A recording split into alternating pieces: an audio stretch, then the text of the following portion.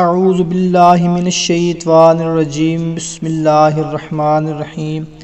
السلام علیکم خواتین و حضرات، امید ہے آپ سب لوگ اللہ تعالیٰ کے فضل و کرم سے خیریت سے ہوں گے۔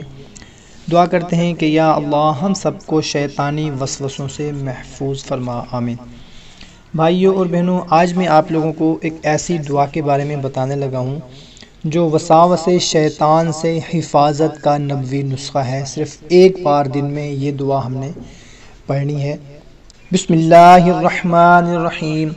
اللہم فاطر السماوات والارض عالم الغیب والشہادت رب کل شیء وملیکہ اشہد ان لا الہ الا انت اعوذ بک من شر نفسی ومن شر الشیطان وشرکہ وان اقترف علی نفسی سوءا او اجرہ الی مسلم۔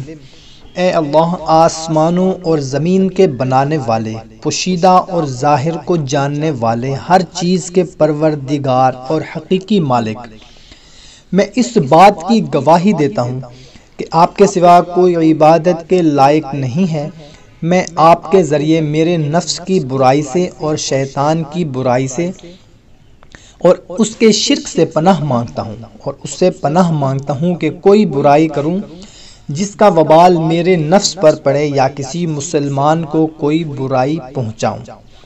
جو شخص صبح کے وقت اس دعا کو پڑھ لے، وساوسے شیطان سے اس کی حفاظت ہوتی ہے۔ سبحان اللہ۔